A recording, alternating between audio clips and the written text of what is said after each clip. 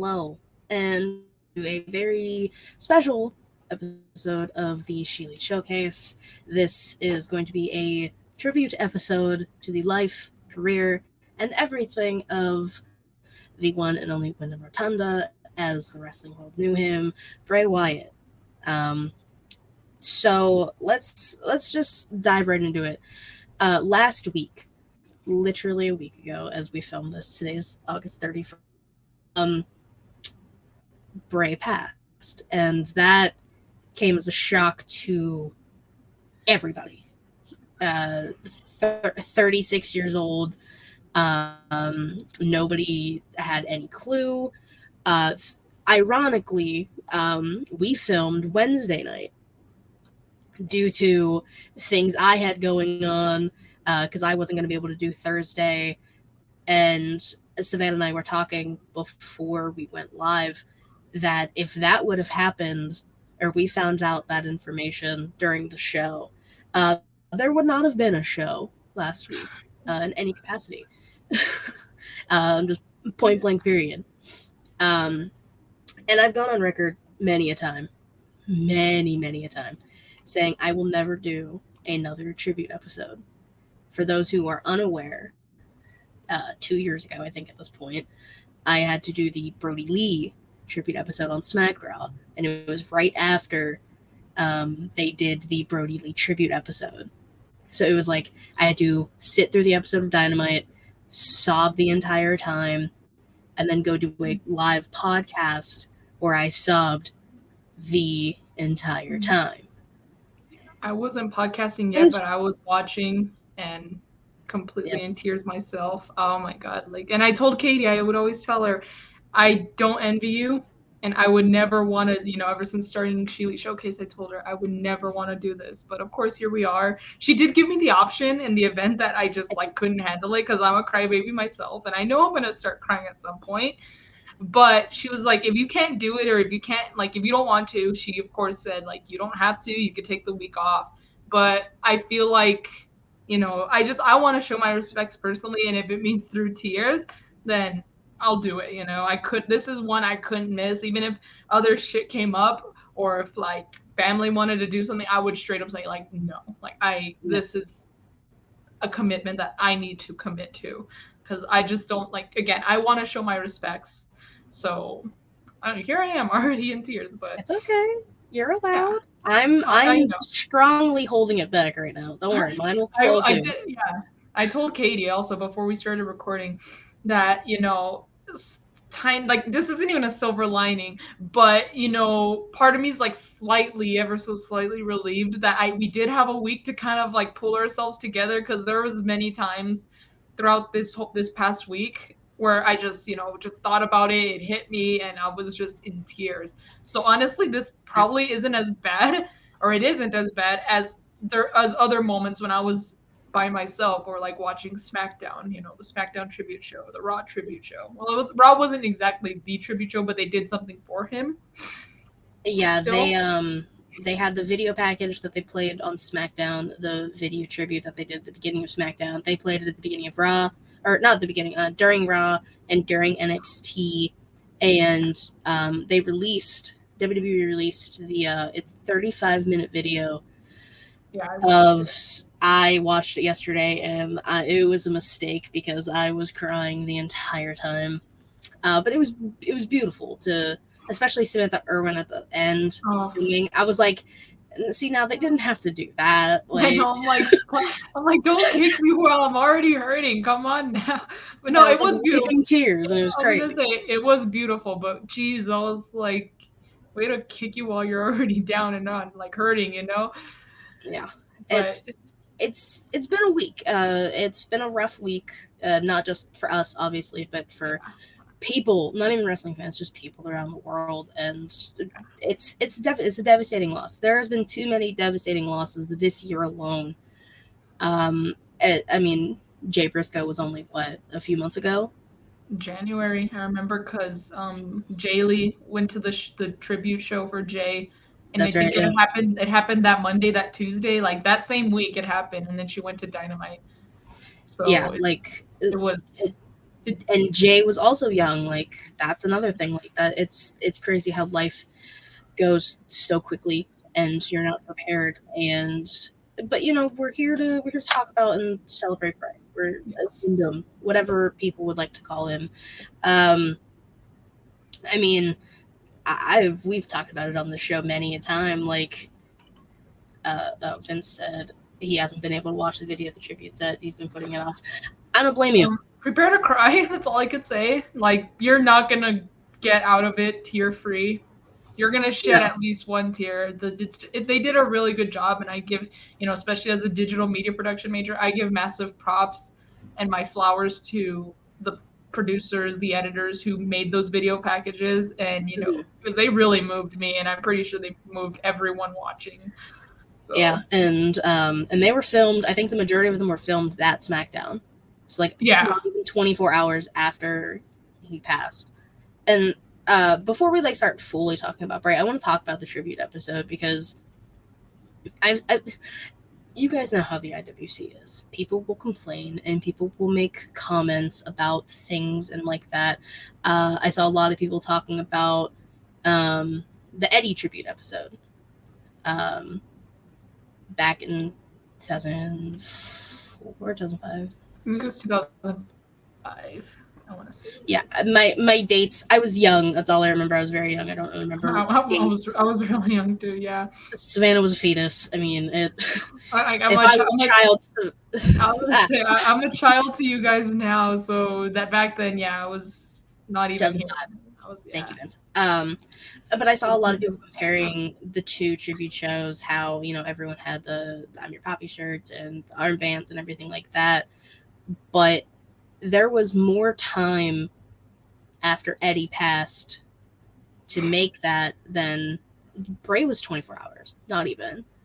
So what they did in 24 hours, that beautiful, beautiful video package that showed wonderful pictures and videos and everything from his career and pictures of his family, which every time they showed JoJo and the kids, it made me break down. And everything they did in the time span they had was incredible. So I give them major fucking props, and I'm sick of people. And Vince, not just you. You talked about it on Smack and Raw, but it wasn't just you. A lot of people were. And Kyle said it. Eddie didn't die within 2 days of another huge legend, and they did have to share the attention. Which, I mean, Terry Funk also did pass. I didn't grow up with Terry Funk. Obviously, what he did for hardcore wrestling, he is a legend in his own right. And I mean, I would definitely mention him sometime in this episode, but since Kyle brought it up, what Terry Funk did for hardcore wrestling, ECW, just his entire career, the impact he has now on people, it's definitely there. And I'm very happy that, as much as Savannah doesn't like Cody Rhodes did go out and give a nice little tribute to Terry Funk. I gave him a pass on that one. I was like, dude, that was incredible, and I'll give you props. That was great, dude. I was like, fuck, I think I need a lot. And that was a good. It was a good break in everything. Yeah. So it was. I loved that Cody got to do that, especially because him Dusty and Terry were close. Obviously, it was almost like he was speaking on behalf of his father. If that's probably what Dusty would have said himself, Dusty, what a guy. I know, too sweet to be sad.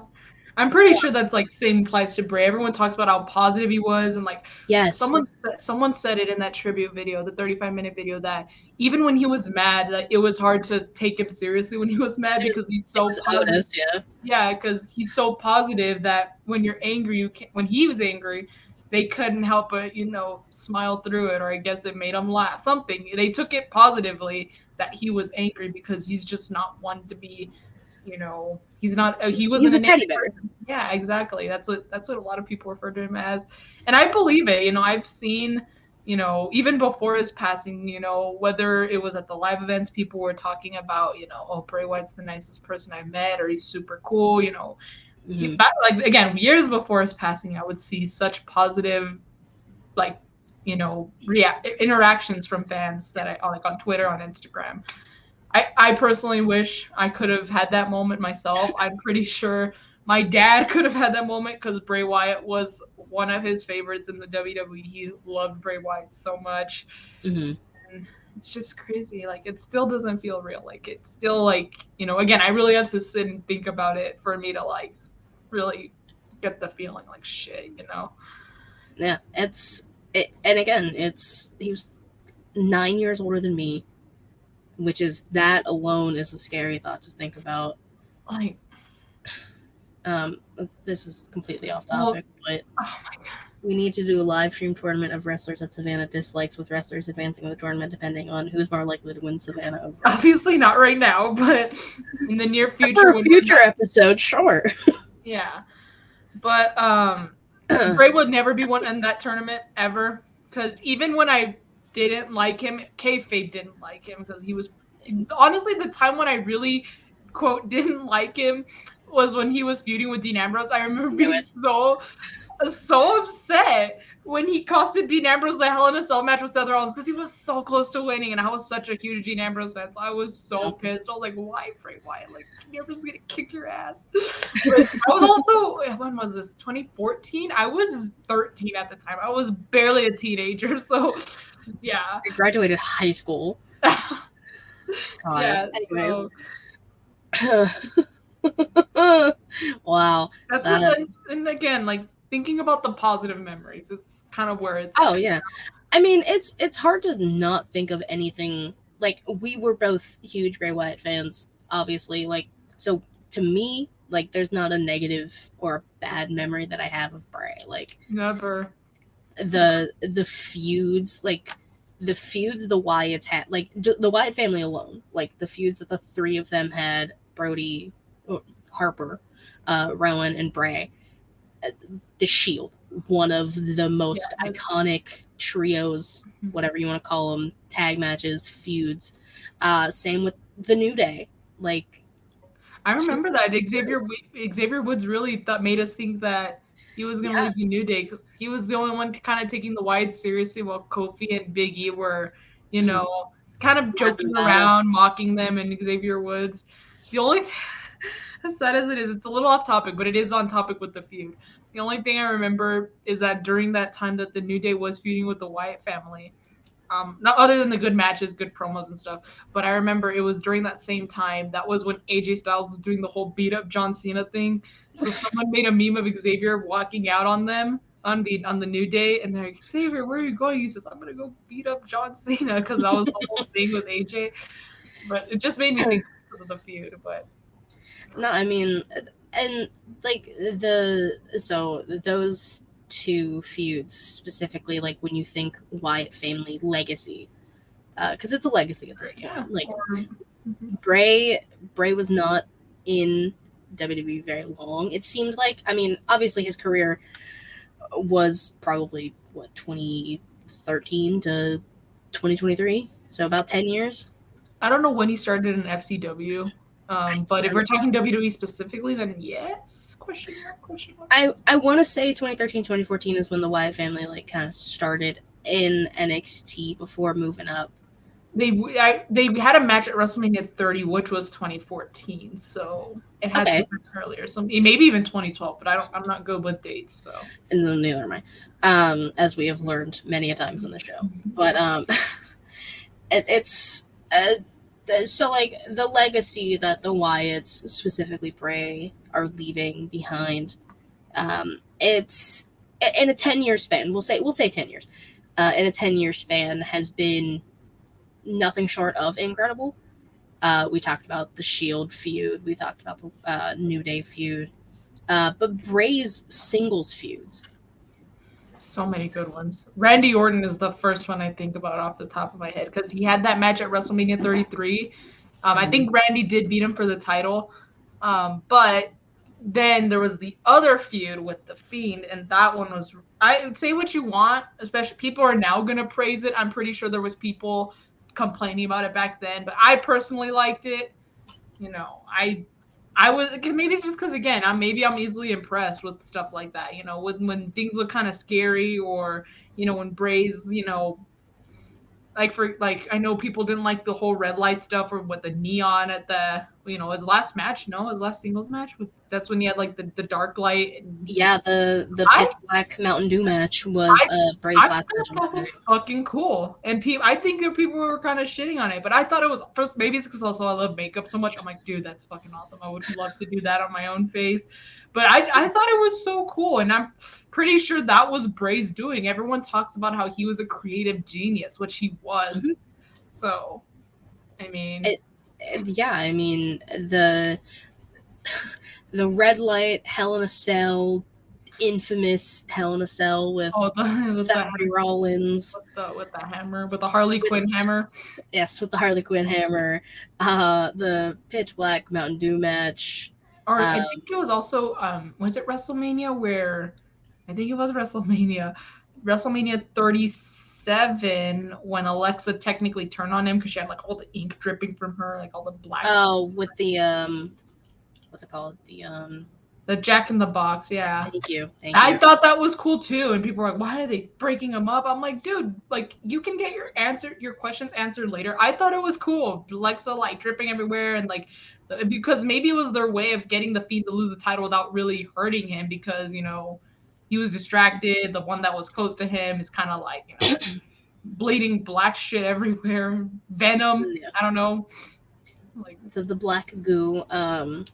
Yeah, I mean that's another thing. I know we're jumping all over the place in this talking about it, but Twisted Bliss, like what the Fiend character, before we like dive into what the Fiend was, the Fiend and Bray, they had this power, I guess you could say, that would change people. Like Alexa became this version of Alexa.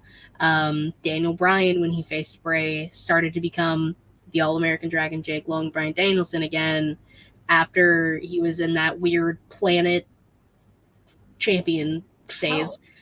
Even The Miz had a pretty good face run because of the Fiend, and they did the whole thing where he was at the Miz's house, and then they bring their daughter Monroe into it, and the doll's in the bed, and Monroe's already an actress, she was pointing at the crib, she was all scared, and she was still pretty young, like I don't even think she was talking yet, and she was pointing all scared at the crib. So that shit like that, I was like, oh, I'm here for it. I am here for it. And I've talked about it with other friends and like my dad, how like we were saying, the Fiend needs a horror movie. Like I need to see like a good ass like non-PG horror movie with the Fiend. I want to get like the shit scared out of me by the Fiend. Seeing the Fiend itself, like when he first showed up, I was probably like, what am I looking at? What is this? Got the creeps, but like I need like jump scare horror that's gonna really make me throw my popcorn and keep me up at night. You're like, he needs a horror movie. Oh yeah, I mean, I know there was talks when Bray was first released from WWE. There was a lot of stuff he wanted to work on, and he was working with like Tom Savini, who helped. Tom Savini's team created the mask, and if people don't know who Tom Savini is, he's like a horror icon in the makeup industry. And so the fact that his team made the Fiend mask is bonkers to me and to anyone who likes horror stuff. It's incredibly well crafted. You've seen the little replicas they tried to sell. Of course, it's nothing close, but again, I was freaked out. Like that's another thing too. When the Fiend first debuted, I don't know when it was. I've been trying to find it on YouTube, on Peacock. I don't know when it happened. But I just remember being so freaking freaked out. I was like, what am I looking at here? I want to say, now someone can fact check it. I'm going purely based off memory here. I want to say the Fiend debuted, I want to say on an episode of Raw against Finn Balor. Well, that was the first match he had. That was SummerSlam, no? That was at a SummerSlam. But I can't remember when the Fiend actually debuted. Again, we're terrible with dates. Time that blends together, especially. We just know it happened. We witnessed it happen. We did. But I do know that Balor was the first quote unquote victim of the Fiend. That's a good way of putting it, victim. But and it was a good. That's one of the matches I watched after SmackDown on SummerSlam. That match, the SummerSlam match. After SmackDown, I watched that match, and it was pretty good, you know. And I think it really helped kind of make the Fiend look dominant without it really being a squash match. Like there was definitely little squash tendencies there. Balor didn't get that much offense, but I feel like that's a great way to debut a very dominant character. Yes. And sorry. Like the every time I think of the Fiend, I think of the meme of Seth Rollins like screaming in the corner on by the turnbuckle. Do you know what I'm talking about?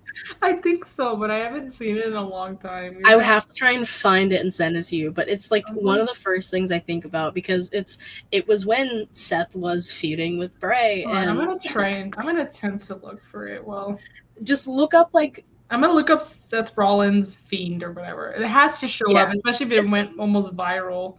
Yeah, because like the lights were flickering. It was like I think it might have been an episode of Raw. But the Fiend was really good at that, like terrorizing his opponents. And and it like that's another thing to think about. Like we talked about the creativity of Bray. He could go from normal Bray Wyatt, Windham Rotunda that we got to see in the last promo that he got to do, to the Eater of Worlds, Bray Wyatt, leader of the Wyatt family, the Fiend, the Firefly Funhouse, which is still one of the hardest things to say quickly. Firefly. All of them, like, and when he was doing, especially the Thunderdome era, really helped Bray. Oh yeah, especially with all the lights turning off and seeing all the screens go black. That was good. I think Bray really capitalized on the pandemic and the whole Thunderdome. Good on him for that. But it's because he brought up the Firefly Fun. I was like, oh my god, I remember.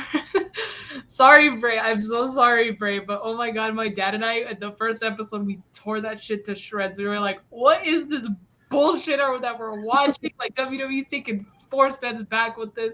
And then we kept watching the episode. Oh, and we're like, I get it now. You know, my dad and I started kind of theorizing. I'm going to just spoiler. I'm going to be bringing up my dad a lot. Like I said, he was a huge fan of Bray Wyatt, and he's the one I talked to about wrestling. So a lot of these memories come from him.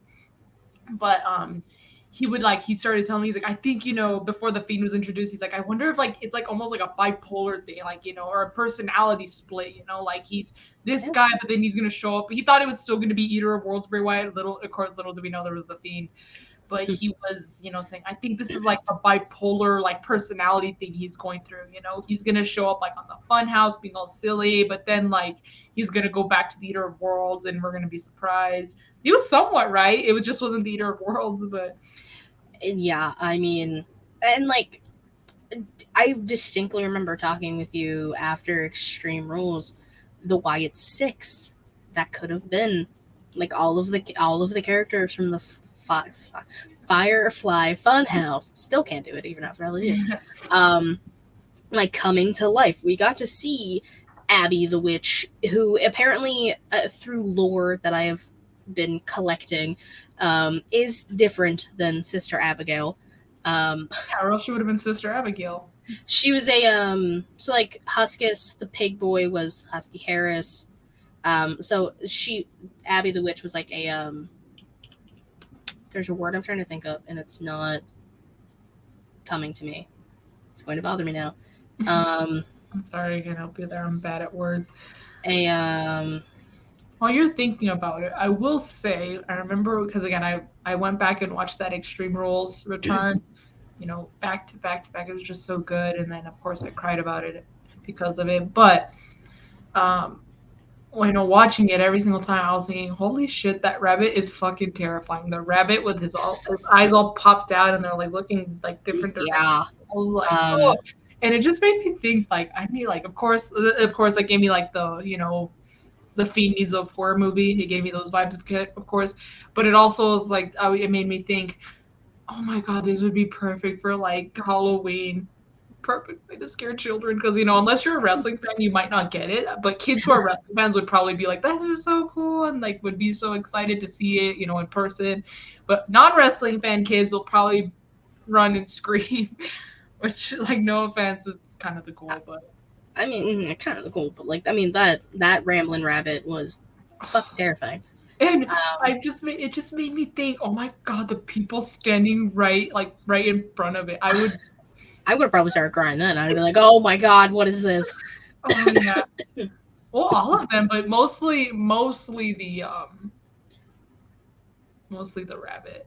But yeah, the rabbit, Mercy, Huskus, the old fiend mask was there. the buzzard, the buzzard, yeah. Abby, Abby, and the fiend was there. Someone dressed as the fiend was there, and I remember the massive pop because they shifted the camera to the fiend. It wasn't Bray Wyatt, but it was the fiend. Mm-hmm. As someone else as the fiend, because of course Bray Wyatt came out with the lantern and stuff. Oh, this shit was so good.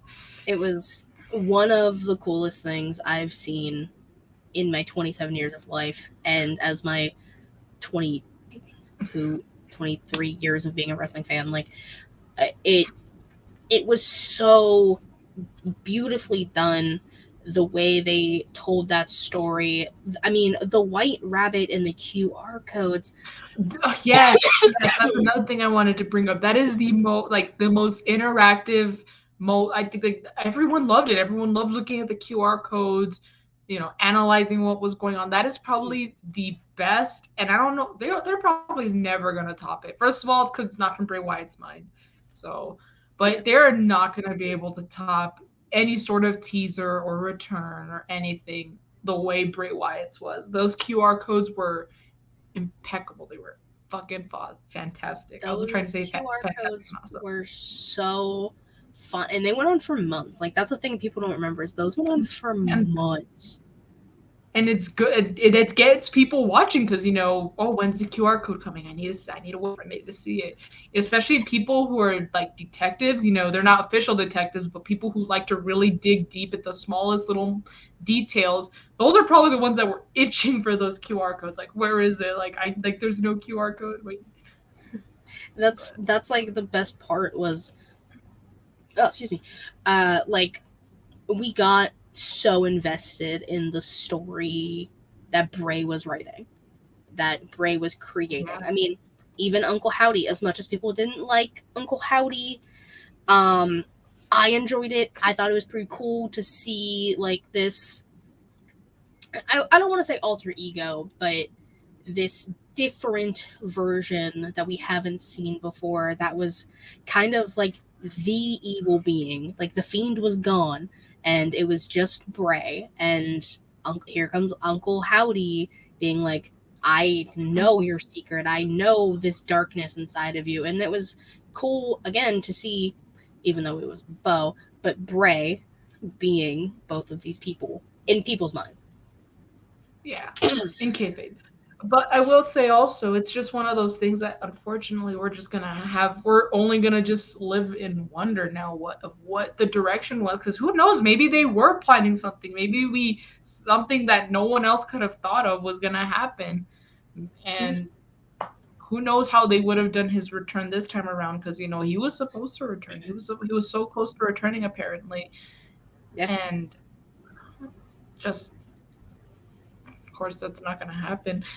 And then reading like what reports are saying. I didn't try to listen to the dirt sheets that much because I will say though, I do give props to Sean, who does Fightful, for getting permission before sharing information, because I feel like if he didn't, that would just be a massive no. Like TMZ, who are absolute pieces of shit for releasing private information. Like, we don't need to know how he died.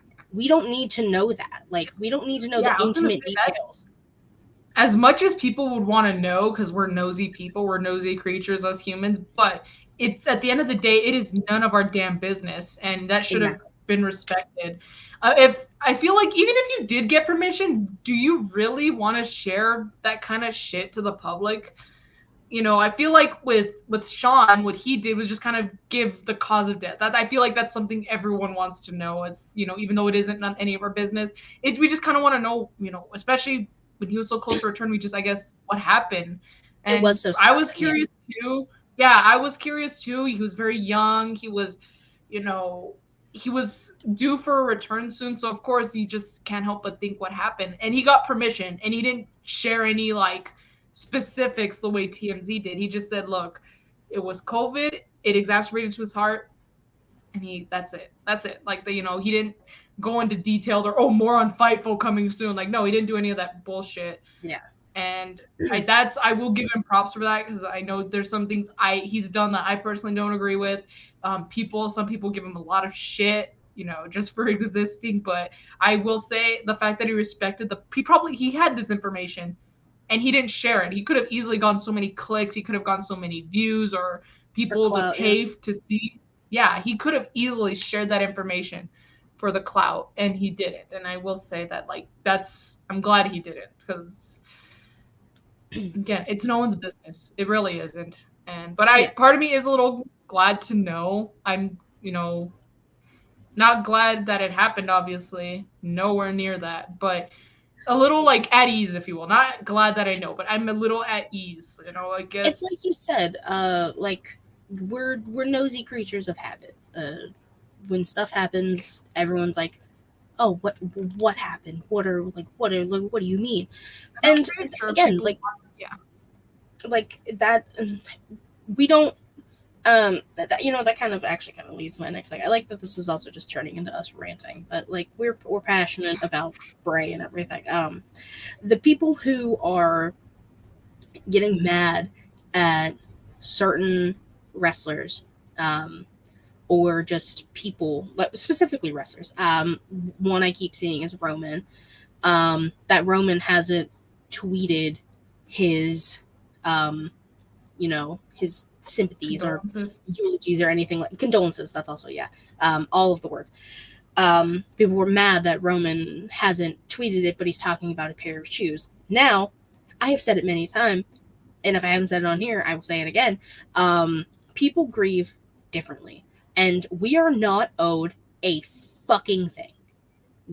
Roman, Randy, Brian, Brian Danielson, all of these people who were close to Bray, Bo, we don't deserve anything. They don't have to tweet. I don't even think JoJo said anything. Their condolences.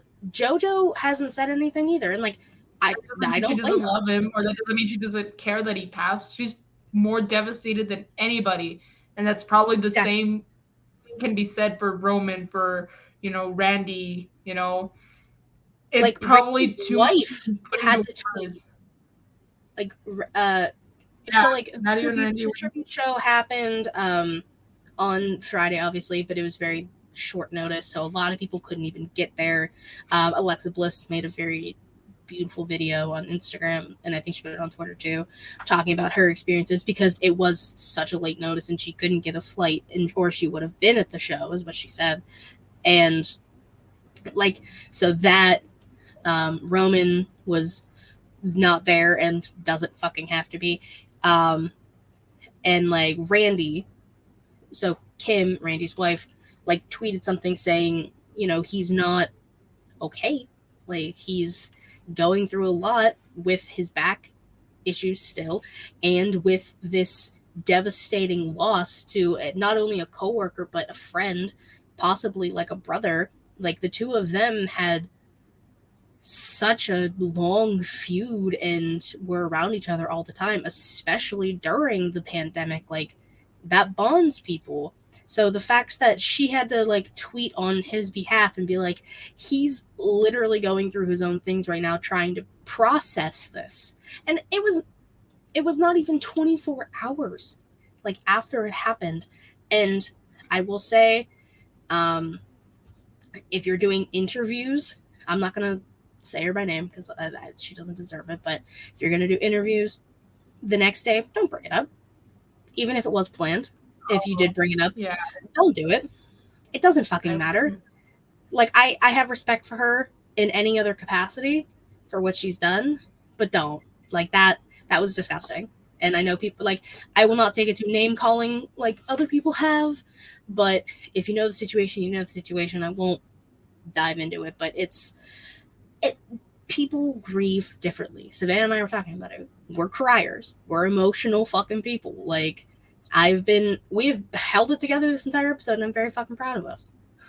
It's probably because we had the entire week to cry our eyes out then, and even then I already shed a few tears. But yeah, I don't think under any circumstance it is any like appropriate to bring up the loss of someone close to you. Doesn't matter if they're a friend, if they're a family, if they're a coworker. It's just very, again, I think it's almost inappropriate. And I get it's your job, but like not even 24 hours after. Yeah, could you at least wait until like months go by, even though it's not the biggest topic of discussion? You could still talk about, even you don't even have to bring it up in a way where it's almost like you're asking a question. You could ask for like a story or a memory, or you can bring up if you're in a feud with him. Let's say it's Randy Orton, you could say you had your a feud with Bray Wyatt and stuff. Like one of your most famous feuds is with Bray Wyatt, whatever. And then if they want to share more detail on that, that's all on them, Yeah. It shouldn't be kind of like almost pressured out of them because you asked them a question about it. Yeah, and there's another thing I was gonna say about that, and I forget. Fuck. God damn it. When it was a good time to ask, we were talking about, not the person. We're not going to name drop. We're not going to name call. Because I do like the person a lot. I think she's an incredible journalist. I just don't think that was a good decision on her part. Not at all. Shit. What was I going to say? Sorry, Katie. I can't help you. Oh. I remember. Oh. Sami Zayn, I think, said it perfectly in the tribute episode. He kept saying like it doesn't feel real. He doesn't want to express like his sadness for himself because there are people closer to Bray who deserve the sympathy and the condolences and everything like that. And he said like Sami runs away and he's in denial, and that's a very appropriate trauma response. And that's another thing. This is trauma. Like, people respond differently to trauma. This is just common knowledge. Again, we're criers. I have people in my life who laugh when trauma happens. And that's a big one for a lot of people, is they laugh at to cope. That's their coping mechanism. People run away. People turn to other things. This was a big blow. Like, nobody expected this to happen. Again, no one owes you guys shit. It's not our business. Yeah. If people want to grieve in private, let them fucking grieve in private. I don't need to see Roman tweeting about his condolences, because I know, I don't know Roman Reigns, but I know that he's also hurting.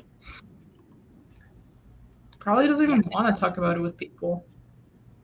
Yeah, some people, that's another way of coping. You just don't want to talk. You don't want to say anything. You just don't want to do anything. That's another way of coping. And this is probably, also, I'm pretty sure the last thing you want to do when you lose someone so close to you is go on social media, regardless if it's sharing your condolences or not. There's always that one idiot talking about, it doesn't even have to be about the situation. There's just that one idiot that's just going to really ruin your mood even more just by being on Twitter, unrelated situation, just, seeing, I'm pretty sure social media is not a good outlet for people coping. But if you want to obviously share condolences, that's obviously good. But don't shit on the people who don't want to share their condolences. They're there. They're just not public. And they don't owe that to the public. Exactly. Let's steer back away from the negativity that people bring. Let's talk about Bray's feud with John Cena and the Firefly Funhouse cinematic match we got during the pandemic. At WrestleMania. The whole ruthless aggression. Honestly, I will say I have never been so confused after watching a match. I'm like, what is happening? Not that I thought it was bad. I was just thinking, what's going on? It was the closest thing to a John Cena heel turn we'll ever get. That is true. it wasn't the same night, but it was the same WrestleMania as the Boneyard match, and I remember all being nervous for that because it was AJ. But I was, that was a cinematic match. But the Bray Wyatt one, I was like, what is happening? I was so confused. I'm like, I'm not good at reading between the lines. I'm not good at analyzing unless I really have to. So it's like, Bray. That's why there's people who do that for a living. They sit down and they analyze that for us, so we don't have to. They find all the Easter eggs that we can find. And Bray's matches, especially the cinematic ones, were chock full of Easter eggs and little hints towards other things. Even in the Funhouse too, like yeah, the Funhouse segment, they were always dropping little hints, little things every time. And a lot of them probably still went over my head. I was like, oh, this is a good episode. I didn't think much of it. I'm like, oh, that's pretty funny. But little did I know what was going on. I mean, but that's okay. Like, we were just... I was so entertained. Again, biggest regret, even before the whole situation, is completely tearing it to shreds. I didn't give it a chance. That was, again, my dad and I were just... what is this? Right? WWE is killing Bray Wyatt. But then again, we came to our senses. We kept watching because you watched the God, I really just can't clear my throat right now. You got to watch the evolution of the like Mr. Rogers character and the puppets having their own personalities, like Ramblin' Rabbit. Yeah. The best part of the show. Or when was it? I think it was Abby the Witch, right? Or her name's Abby, right? Mm-hmm. Okay, I was like, wait. She called Alexa a bitch on live TV. Yes. I was like, this is like like the line. Is this allowed? Is this allowed? That was me. Oh my god, is that allowed? Literally. Or when Alexa, I don't know what she served him. It was like tea or something. I don't remember the exact details. But she said that there was arsenic in it, and then someone's like, oh shit. That was Bray Wyatt. He said, oh shit. And I was like, what? Again, is that allowed? Is this allowed? I mean, the Vince puppet saying that's such good shit. Like, oh my god, yes. I was like table flip, a good table flip because of how freaking hilarious that was. Because it was literally like not that long ago when I think I want to say maybe I'd actually know, not even a year ago because it was in 2020. John Moxley had gone on to Jericho's podcast and talked about his experience with Vince and he was always saying that's such good shit. So the fact that they brought that had to have been Bray's idea. I don't think Vince would be on board with that kind of thing or would come up with that kind of thing. No. Then like we kept saying, like Bray was a creative genius. He was one of the most creative minds in wrestling. You could say ever. I will be one of the people who say ever. You could say in the last 2 decades, last 20 years, 100%, like hands down, easily. Yeah, I will say though, and this is very unfortunate because we're never gonna see it. Because even if what everyone wanted, I'm pretty sure, was for him to have a nice, long, fruitful life and career. I feel like if even after his career, let's say he's done or whatever, whenever he retired, whatever the case may have been, he could have still easily worked for creative because he could have maybe come up with stuff for others or pass the torch to someone else who's trying to be like that, demonic, dark, character that Bray was. And it's just like I always thought like he could be running creative if he wasn't a wrestler. If for some reason he couldn't wrestle or he just didn't want to anymore, he could always help out with other wrestlers, building them up with his creative mind. Because it's a 1 in a million. I will say it's not often where you come across someone with Bray's creativeness.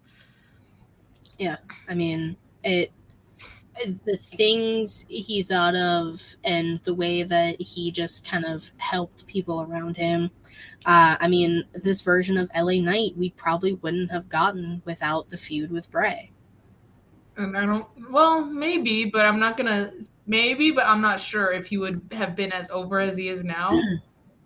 without that little nudge from Bray Wyatt. Yeah, I mean, that's what people are saying is like the way he, like, Bray helped elevate people. Like, LA Knight was super over in NXT. When he got to the main roster, it kind of faltered. And then stuff with Bray and people, and now instead of the what chance, we get the Yaz. Like, it, for some people, like, so seeing that was awesome. And the fact, like, LA Knight and Finn Balor having the main event on NXT, SmackDown, too many shows. So, like, Bray's last opponent and The Fiend's first opponent having that match. I mean, the promo LA Knight cut before that and quoted Bray, and it's just everything about it, the tributes that people did. It's just, it's just crazy to think about. Yeah. That we're here a week later and it's still not real. It still doesn't feel real. And again, there's just moments, and it's like this for a lot, like, you know, it's like, for me at least, when it comes to loss, it's kind of like this for me, you know, or like not even just loss, when something big changes and something, for example, I'm trying to think of a good example, you know, something that we know we're never going to see again. Doesn't have to so much be someone's life, but, you know, anything else in relation to that, you know, like, this is a stupid ass example. I didn't deal with this the same way, but just the feeling of the way it hit is just similar. But for example, when Twitter changed to X and I had to update my phone and it's no longer the Bluebird, I didn't cry about it. Don't get me wrong. I don't care. But it just kind of, it took me a while for me to hit, like, I will, like, you know, I, you know, had Twitter for a long time, and it's going to be kind of weird to know that it's never going to be Twitter again. You know, it's now something new, something different. Like that changed like that. It gave me that sort of feeling. But of course, with the loss, it's a lot heavier. It's a lot more, you know, in here, you know, than just, oh yeah, it's going to be weird that it's not going to be the same like with Twitter. But loss, especially loss of life, it doesn't feel real until, you know, again, it just kind of hits you. And yeah,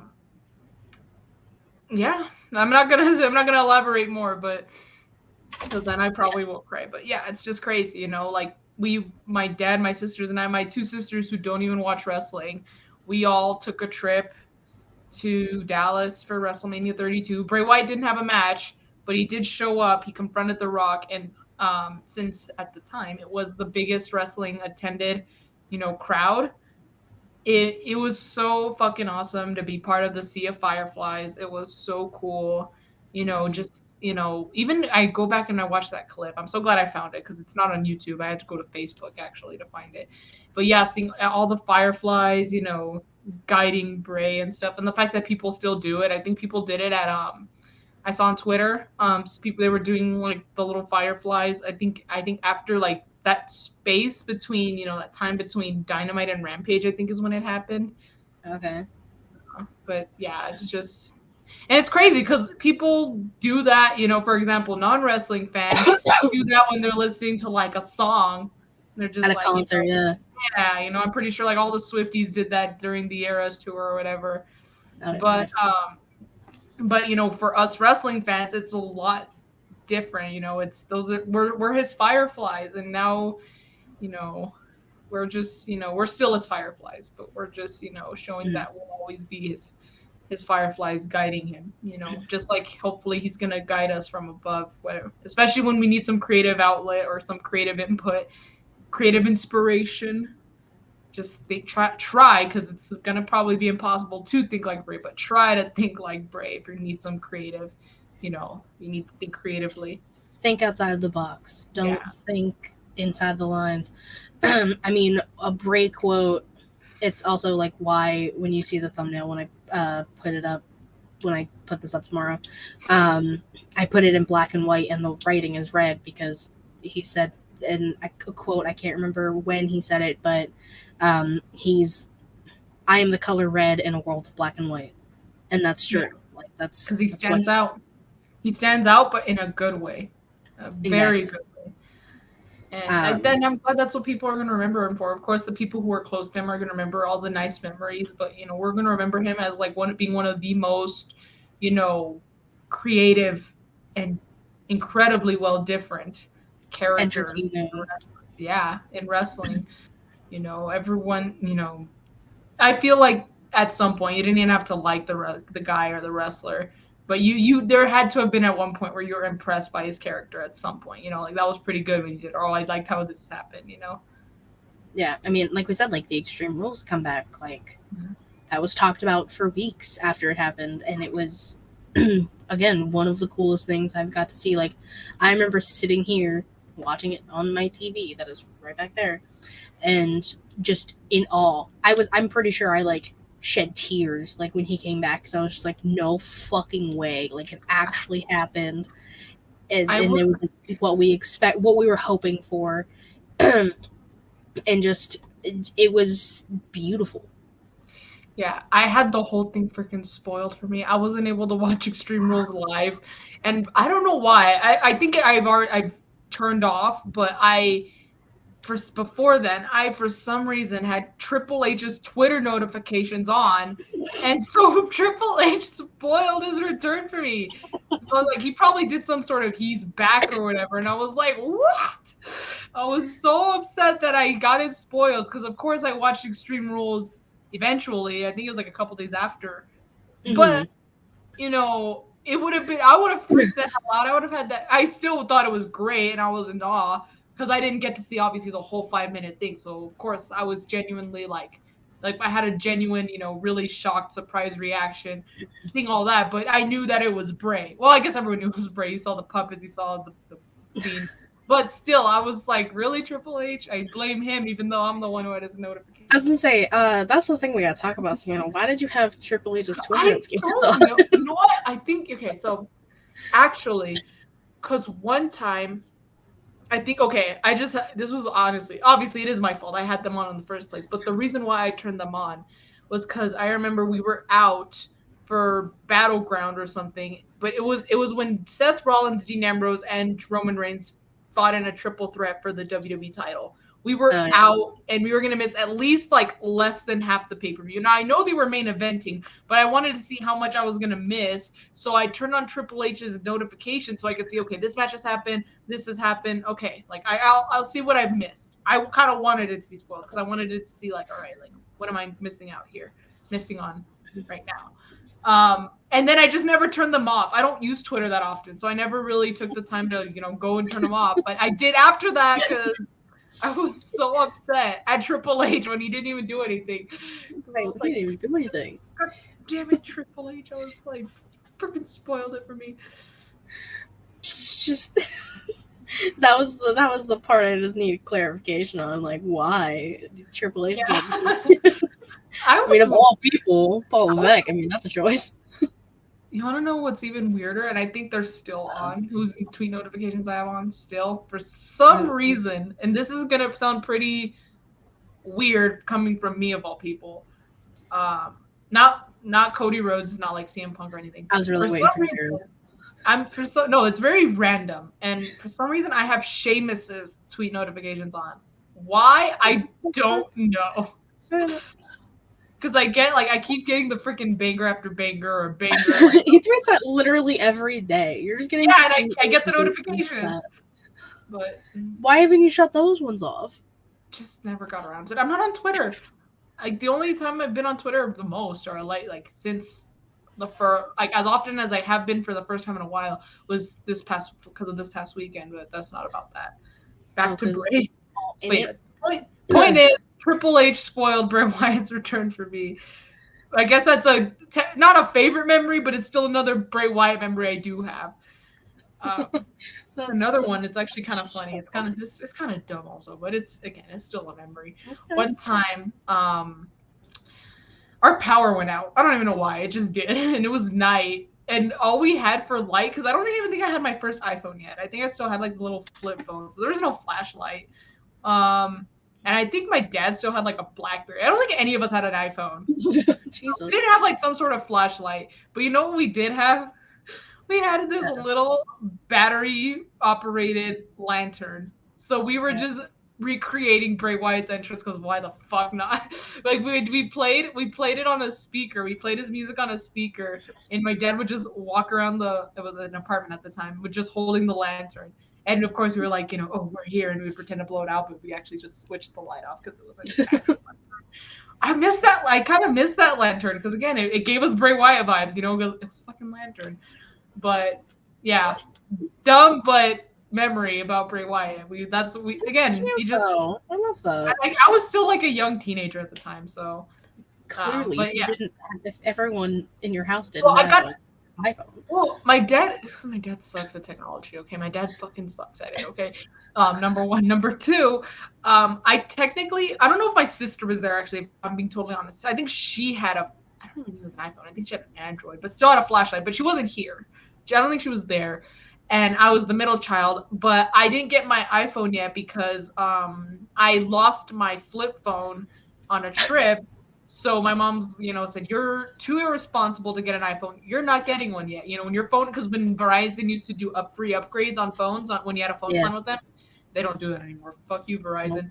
But she was like, you're too irresponsible to have an iPhone or to have like a smartphone. So you're getting the same flip phone, and until you can show me your ticket, take care of it, then you can have it. And I got mine. Actually, shit, I was this close to not being a Firefly at WrestleMania because I got it at the end of my 8th grade year, and then the end of my freshman year of high school is when we went to WrestleMania. So I was almost a year away from not being a Firefly, and I would have been big sad because who doesn't want to be a Firefly? I mean, Fireflies are forever. Bray Wyatt is forever. I mean, he absolutely is. God, sorry, this cough is not going away. It's just crazy to just think about also how also it just broke my heart seeing, and I'm also glad they brought him though, but seeing Rowan like in the center Braun Strowman, I was like, because and of course people on Twitter not helping. I don't mean that like people being like pissing me off. I just mean people sharing. Twitter was actually not that bad of a place that day, but they were still hitting me in my feels because they were showing the picture of when Rowan was holding the sign for Brody, and it's just fuck, man, like him and Braun, man, they lost like half the Wyatt families are not only gone, but within 3 years, not even 3 years apart. 2 years. 2 years. Well, because this year will be 3 years when Brody's gone. So yeah, almost 3 years. Not even 3 years. So a little over 2 years. Yeah, me in the middle, 2.5. Yeah.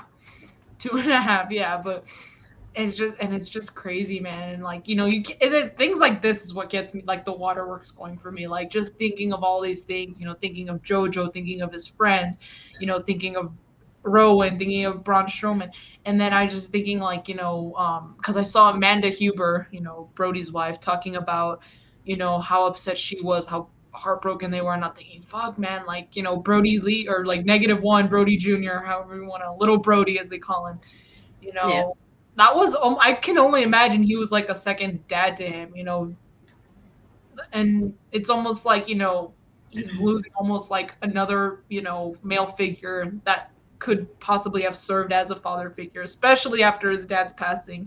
Just thinking about stuff like that, it just hurts. Like it makes it hurt like even more because like, especially when there's kids involved, it's like no kid deserves to go through this. No kid deserves to lose their parent, especially a parent who so clearly loved them so much. All everyone talked about was like how he was the best dad, he was the best friend, he was the best wrestler. So it's stuff like that. It's just like, again, just thinking about it and all that. That's when it kind of makes it hit, and then of course I just kind of boil over and start crying. But, yeah.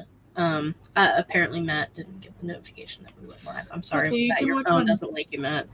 You can watch it afterwards. We actually haven't cried that much. No, not yet, but yeah, no, I know. I'm like after we're done recording, probably, because but like you brought up Brody Jr. I don't know like if this is actually true, but do you remember? It was the Hell in a Cell with John Cena, and there's a little kid singing "He's Got the Whole World in His Hands." Yeah. Apparently, that was Brody, baby Brody. Really? That's what I was told. I didn't fact check it, but like it would make sense. Wow, I didn't even think. Again, we don't know if it's the time frame sounds right because like the kid wasn't super old. No, I don't even know how old he is now. He's what? Oh, Allison, you don't have to apologize. It's okay. Work is terrible. Matt, are you serious? Now's not the time, Matt. Okay, now's not the time to talk about shit like that. All right? He's just trying to make it. He's just trying to make it laugh. I know, and it's. God damn it. But we appreciate you guys being here regardless. Yes, for sure. Is there anything else? I mean, we're like kind of slowly wrapping up here, but is there anything else you want to talk about, or any parting words for Windham or Bray? Yeah. I don't think like there's so many like little memories. You know, my dad like one time when SmackDown was on Thursdays but filmed on Tuesdays, Bray Wyatt had a match on SmackDown. And I think it was against Dean Ambrose. I don't remember exactly who it was against. So my dad's like, I'll bet you $1 that Bray wins. And I didn't know that SmackDown spoilers were posted online at the time. So I took him up on the bet and I lost. Because he saw the spoilers. He looked up the spoilers. And so... Damn. He hustled you. That's crazy.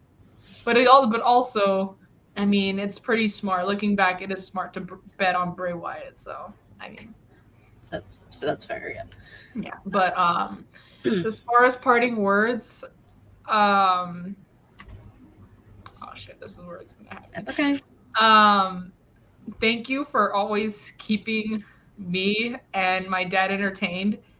My dad absolutely adored you. You were one of his favorites. You know, he's someone who grew up on Attitude Era, Stone Cold Steve Austin, someone who's really hard to impress with wrestling. You know, I tried showing him like Gargano and like Adam Cole one time, or I've tried showing him AEW stuff. He's hard to impress, but Bray, especially like with new stuff. And so Bray Wyatt was very modern. Mm-hmm. And my dad fucking loved him. He was his favorite, I could say, like in the modern era. Like I would probably like Stone Cold was probably his favorite. I don't know about growing up, but like he definitely was like Stone Cold, Roddy Piper, you know, Shawn Michaels, stuff like that. But you know, modern era wrestling, like my era of wrestling, Bray Wyatt was his go-to. He loved Bray Wyatt so much. And he was someone that we would kind of bond over. We would always talk about, you know, even like from things like, oh, again, betting a fucking $1 on Bray's match, even though I didn't know the freaking spoilers are online, to talking about his return at Extreme Rules. Like my dad watched it, but I didn't because Triple H spoiled it for me. And so I watched it, but I watched it with my dad. We had a WrestleMania moment together when we were both the Fireflies. I remember my phone was giving me storage issues. I had an iPhone at the time. I was finally on my iPhone. But I was like, I really wanted to record the Fireflies. I really wanted to do that. It's like for the first part, like for a few seconds, I would do like, you know, wave my phone. But then when I tried to record, actually I was smart. I was going to record with the flash so my phone could still be, you know, I could still be a Firefly. Yeah. But my phone was giving me storage issues. I was out of storage, and at the time, iPhone would not let you take pictures or record with no storage. You know, there was no cloud to back up on or whatever. So I was so upset. So I quickly asked my dad, I'm like, can I use your phone to record? And he straight up told me no, because he wanted to do the Firefly thing. And I was like, well, here, you do it on my phone. Just use my flashlight. So I give him my phone so he could do it. And then I recorded on his phone. But I'm just thinking, like, I guess, like, that moment meant so much to him and to us that, like, he didn't want to give me his phone to record it. He was like, fuck that shit. I want to be a Firefly.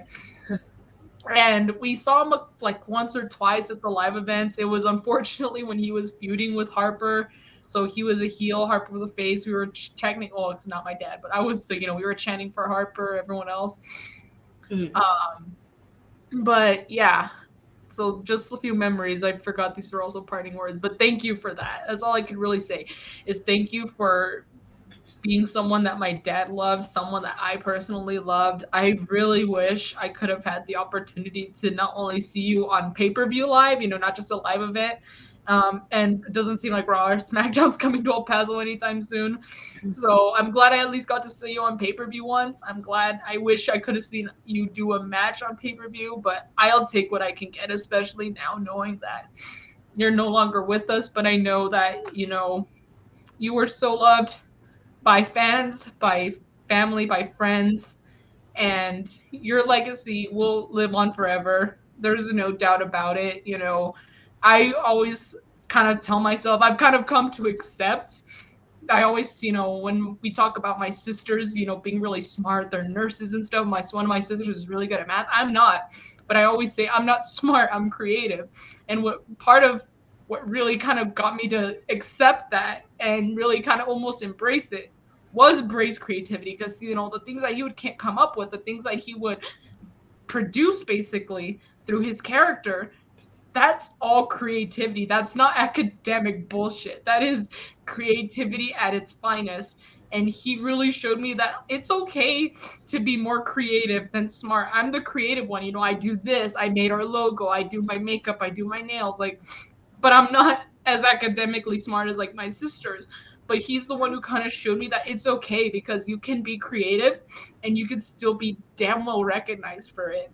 And he's really someone who kind of taught me that. And I kind of, by seeing his work, I was able to kind of accept that and almost be proud of it, because I'm not like, a lot of my family's very smart, but I don't consider myself that. I consider myself creative.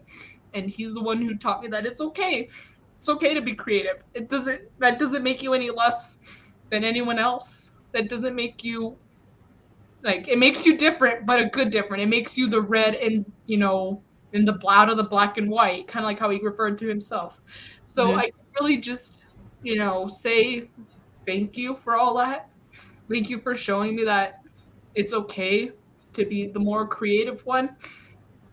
And I really, hope that, well, not hope, but I'm glad that you're not suffering anymore through whatever it was you were going through.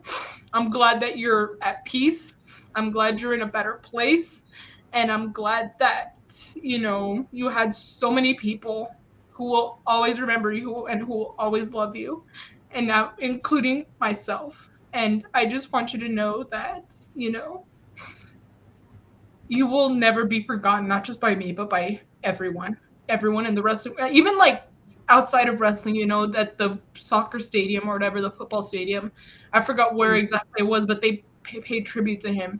It just goes to show how much impact he's made, not just on wrestling, but in the world. And it takes a very special someone to do that. And that was Bray. So I just want to say you will be missed, but thank you for all the memories that you were still able to provide us, and for some of the best wrestling moments that any of us fans could ever ask for. And I'm a mess, but you can go now, Katie. You're okay. It's fine. You're allowed. It's fine. That's why we're here. Savannah said a lot of kind of like what I was going to say. Bray was one of the most creative people in wrestling in general. His presence, I'm trying to do it without fully sobbing. Yeah. His presence will be missed easily. It's a shitty world we live in, and it sucks that Bray's not here anymore. Fuck. It's okay. Just like you told me, it's okay. It's all right, Katie. This is why I didn't want to do another tribute episode. I know, but we had to. Like I said, I think I said in the beginning, if I was going to do another tribute episode, unfortunately, it would be this one. But like you said, Bray's going to be missed. And it really just fucking sucks. It's crazy to think about.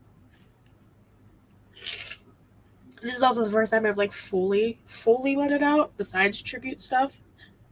And And the amount of people who are putting out tribute episodes, just go watch them and enjoy the memories that Bray gave everybody. Just so the good times that there were, and there always will be.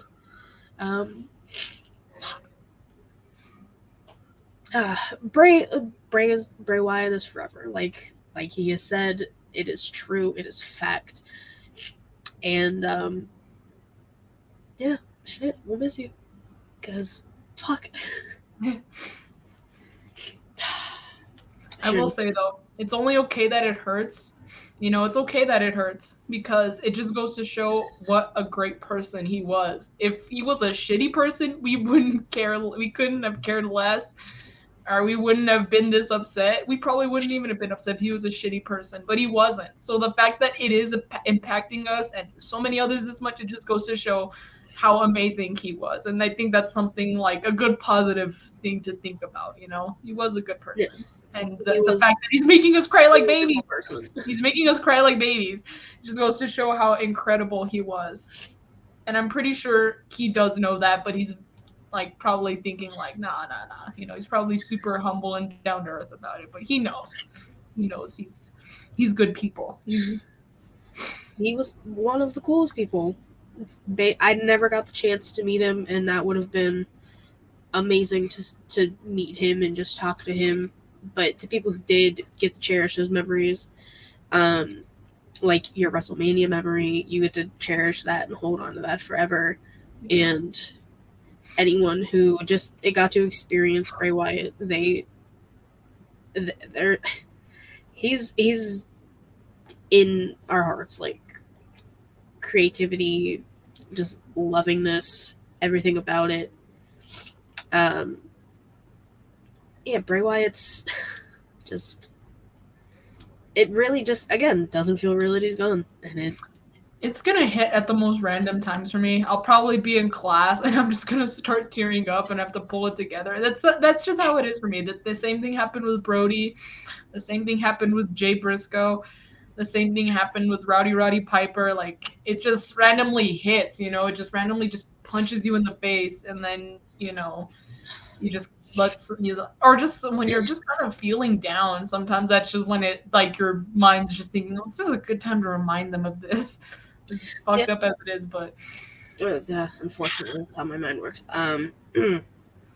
But I feel like we can just end it on that.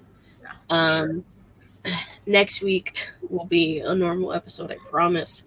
Yeah, much to talk about there too, but yeah, next week we'll have to talk about, you know, the brawl-in. I didn't know if you wanted to drop it, but yeah. Oh, no, it's okay. I mean, this episode has been happiness, tears, sad conversations. Yeah, but I'll save my obviously thoughts saved are for my thoughts on that saved for the next episode. I'm glad we did this. I'm not glad I cried, but I'm glad we did it, because again, I just feel like a way to show my respects, and I feel like I probably wouldn't have been able to say everything I said through text or whatever just by just posting it on a story, nothing like that. So that's one of the reasons why I wanted to do it, even though I told Katie, like, I'm gonna cry, and I did, but it's okay. It's okay. And I told her it was perfectly fine because I was too, and I did. And that's just how we are, and that's okay. And there's nothing wrong with it. Faux show. But for those who did show up live, thank you. For those who watch this after the fact, thank you. Feel free to leave your own Bray memories, your Windham memories, in the comments on the video, on the YouTube, and everything. I'm not even going to plug anything, really. It just doesn't feel right. Like I said, this was still like a normal-ish episode, but next week will 100% be a normal episode. We promise. Thursday we will be here, and who knows what fucking crazy things will happen in a week again. Yeah, hopefully nothing bad.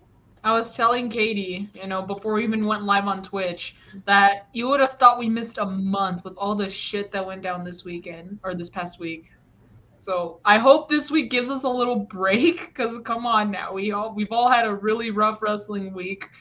Mm-hmm. So many things have happened. Bray's obviously being the biggest, but just take it easy, universe. Like, take Please. it easy. Yeah. Allison does say we'll end it on this. She has a little funny if we want to laugh, at least something to make us smile. Allison, please let us know the funny that you have, because I'm kind of curious. Yeah. And then we can end it on a positive note. Yeah.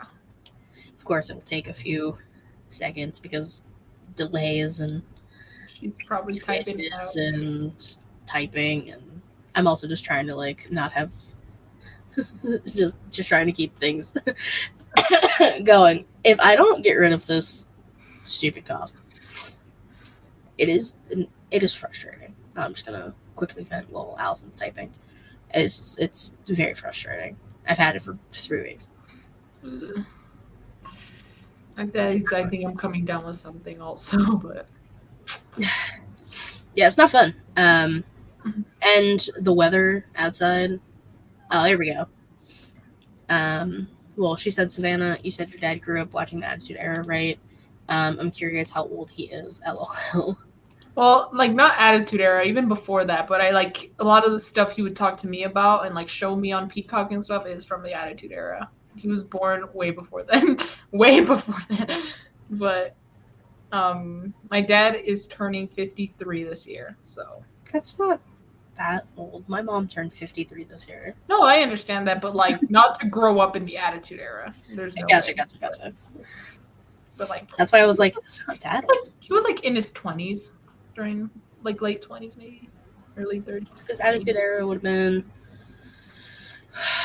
what, 90s? We're bad with yeah. Yeah, so that's the 20s sounds about right. So I guess that's not really growing up, but I mean that's functioning as a adult, kind of.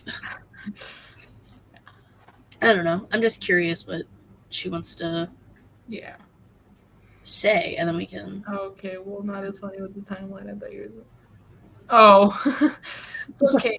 It's okay. He's the same age as Jericho, and if you know how I am with Jericho, that just makes it weird. But yeah, okay. I'm just saying. Yeah, he's the same age as Chris Jericho. Chris Jericho's a month older. Yeah. Allison, it's okay. You are funny to us. That's okay. You are funny. We can laugh at your funny fail. And on Allison's funny fail note, we will leave you guys, and we will see you next week. Until next time, bye-bye.